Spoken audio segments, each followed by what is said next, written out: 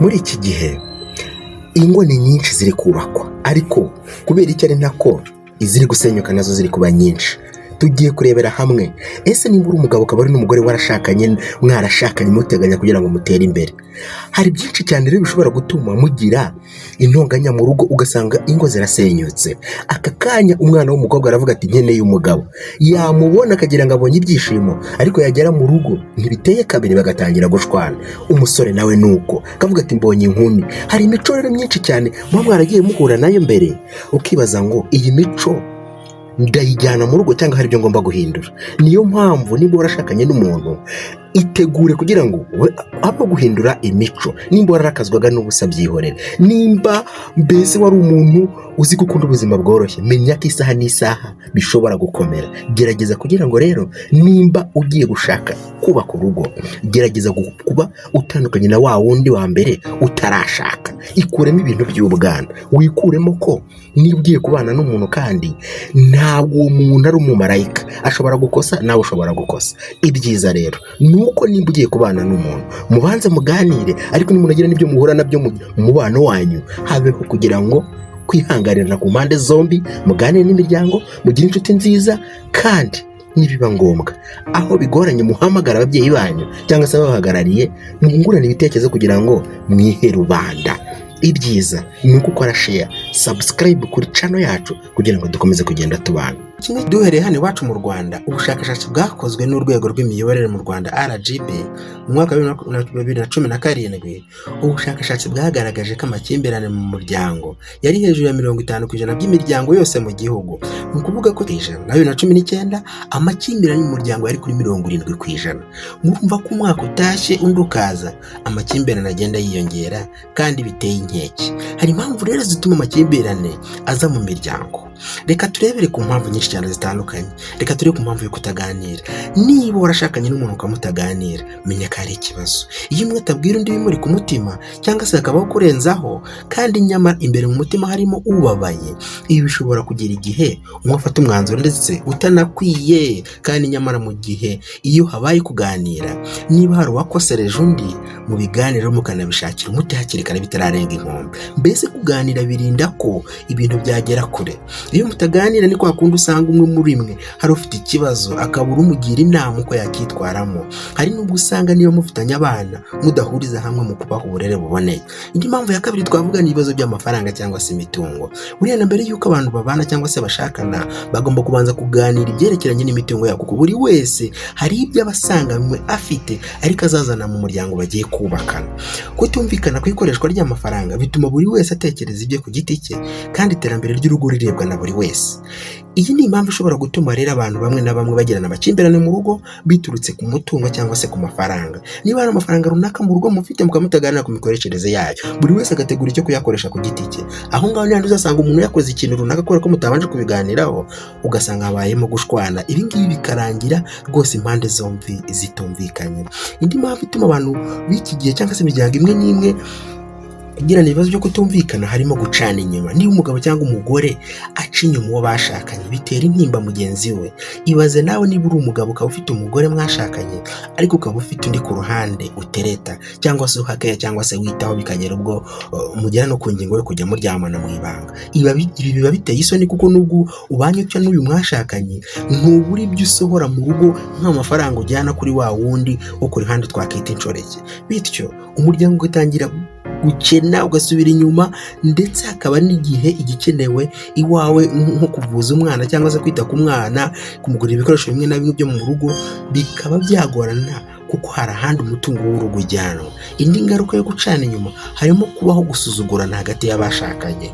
Hari indi mpamvu rero impamvu ya gatanu ituma abantu bamwe na bamwe bikurura amakimbirane mu rugo, harimo ubusinzi.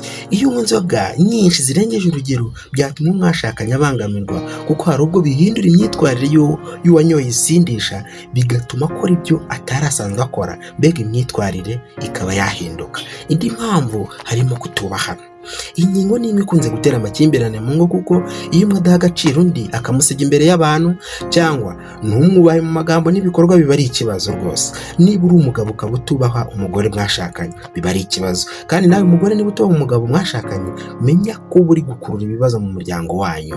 Ibaze gutinyuka ugatuka uwo mwashakanye igitutsi cyangwa ugakoresha imvugo nyandagazi umubwira, uba umuteye gutangira kukwibazaho cyane, noneho agatangira kubaho intonganya za hato na hato, kumva ko uwo mwashakanye we adashoboye gufata umwanzuro. Bityo ibi bigatuma muri mwebwe, nimba hari umuntu ufata umwanzuro ku giti cye, mbese niba udaha agaciro mugenzi wawe ngo umwubahe, wumve yuko mugenzi wawe nawe akwiye kubahwa, akwiye agaciro nk'ako wumva. Niba ukeneye kubahwa nawe akeneye kubahwa, ibi ngibi bitera ubwumvikane mu rugo, kuko hari ubwo umwe atekereza ko asuzuguwe nta n'icyo amaze mu rugo, ugasanga rero nawe afashe umwanzuro udakwiye. Indi mpamvu ituma abantu batumvikana kenshi ni ukutumvikana ku burere bw'abana. Iyo ababyeyi badahuza ku buryo bwo gukorera cyangwa gucyaha abana mu